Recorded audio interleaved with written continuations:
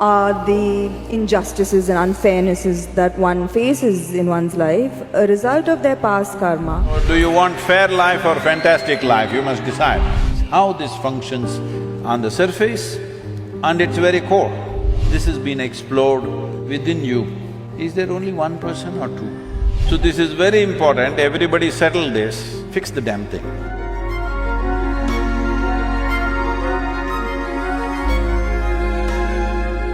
How much of one's life is a result of their past karma? Are the injustices and unfairnesses that one faces in one's life a result of their past karma? If so, do you accept these injustices and find solace in the fact that, okay, the karma is being cleared, even though it might seem detrimental to our lives in so many ways? Samantha, you're old enough for this. I'm not saying you're old, I said you're old enough. Do you still expect the world to be fair to you? That's why I'm asking this question. Can I blame it on my past karma is what I'm asking. I want the world to be fair to me is a schoolgirl question. By now you should know the world is not fair.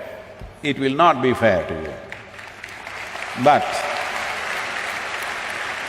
if you dig deep into yourself and have a taste of life, not a taste of your thought and emotion, the taste of life that you are, then you will see life is not just fair, it's just fantastic.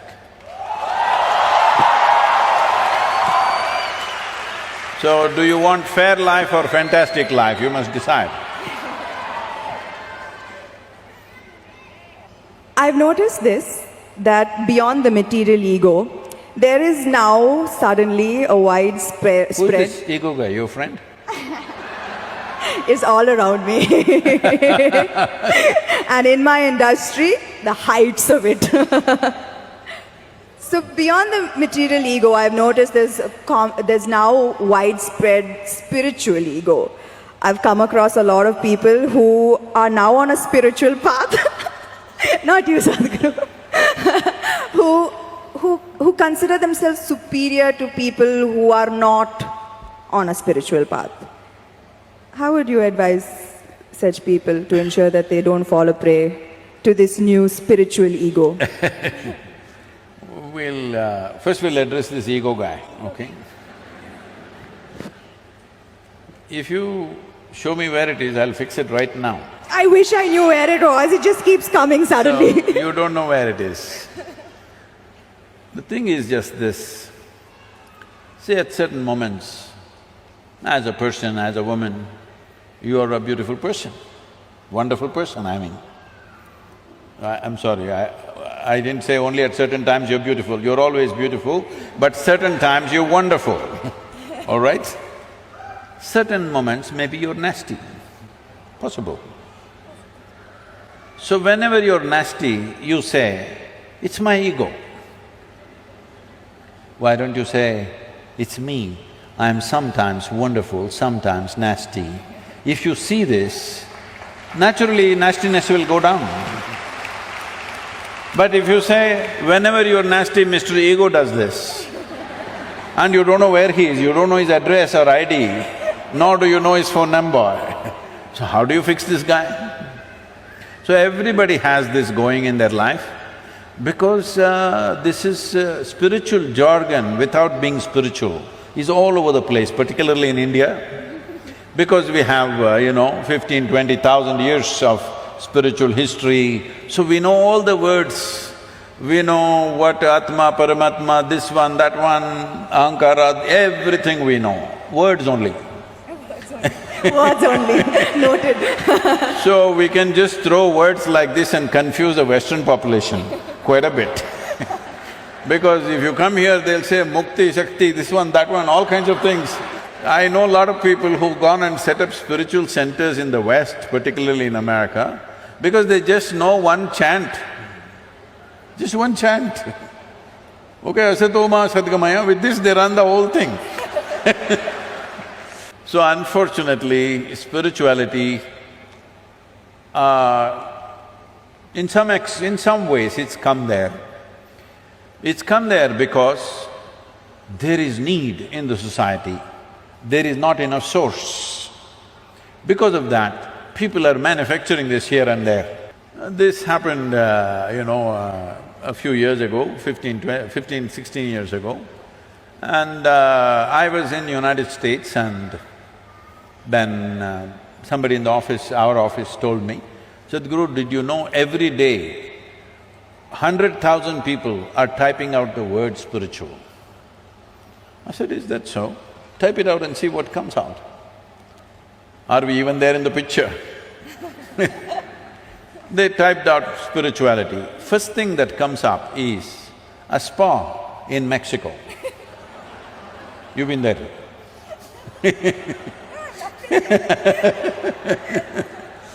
And the next thing that comes out is a call girl in Northern California. She has learnt all that SEO. For everything she says spiritual, spiritual, spiritual. 108 times she uses the word spiritual on our website. You say spiritual, she comes up, number 2.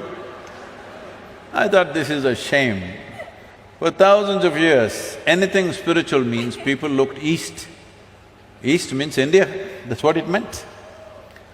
So I said we must start something, a spiritual gateway, that if people say if they seek spirituality, they must look towards India.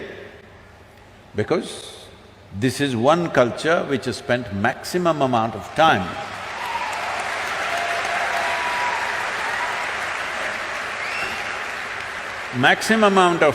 exploring human consciousness and the mechanics of what a human being is, how this functions on the surface and its very core.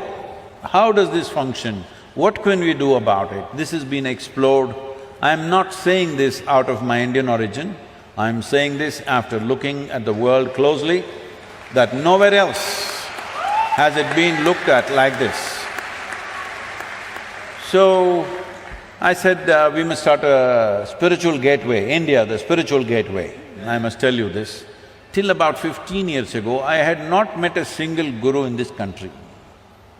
I just did not meet, I was just busy doing my own work. I never thought I had to go and look for somebody, I had never been to any other ashram anywhere. And then I thought, okay, let me make an attempt, then I started making phone calls. They all received my call pretty well, and then I started visiting some people and started putting together. We had one meeting with 125 gurus. We made this thing that nobody talks about their philosophy. You keep your philosophy, this is just a meeting. This is just about how to enhance your ashram or your yoga center, whatever you have, how to enhance the quality. We will teach you management, we will teach you branding, we will teach you how to make a website, we will teach you how to present yourself to international community. Your philosophy, we don't touch, you don't touch mine, I don't touch yours. You do your own thing. Because that is the beauty of this culture, that it can exist in hundreds of forms, thousands of forms, and it's okay with us. So when I went about doing this, well, I met many wonderful people, but at the same time, at least 60 to 65%, it hurts me to say this, I found that if I walk into an airport or a golf course, I meet better men than in the so-called spiritual centers. Because it's full of jargon, no heart, no depth, no profoundness, simply one chant, one nonsense, one philosophy that they read somewhere. It's going on like this. This needs to change. So to bring this profoundness to people, as people get closer to me, I get harder and harder and harder. Those who are very close to me, I am bloody cruel. Yes, because just to bring integrity into spirituality is so hard. Because the moment they get spirituality, little, like you said, you're calling it spiritual ego, I call it spiritual airs. They get spiritual airs, air bubbles get in their head. Suddenly they start acting funny, they start saying things that don't exist, they start talking about nonsense that nobody understands. If you speak something, whatever nonsense you speak, people in front of you must understand, otherwise why the hell are you speaking? Because the purpose of speech is to make somebody understand what you're saying. No, if I say something that you don't understand, I become big, you become small. This is rubbish. This is going on for too long.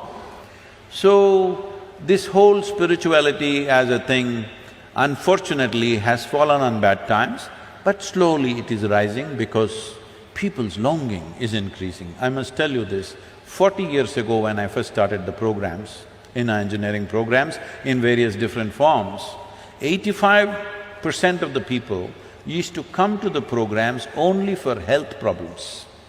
Only 12–15% came to know something. Today, over 90% of the people come because they want to know something, experience something. Only 8 to 10%.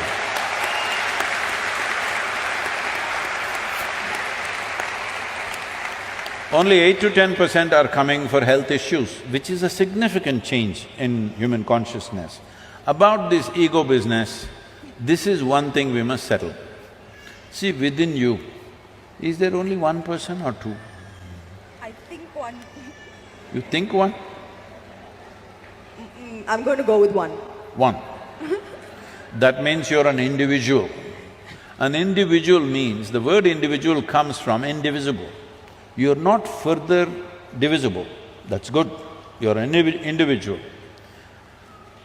If you are two, then you're either schizophrenic or possessed, psychiatrist or exorcist. Either a psychiatrist or an exorcist has to come. So this is very important, everybody settle this, that don't talk about Atma, Paramatma, ego, this one, that one. You are an individual. What kind are you? Are you a wonderful one or a nasty one? Fix the damn thing.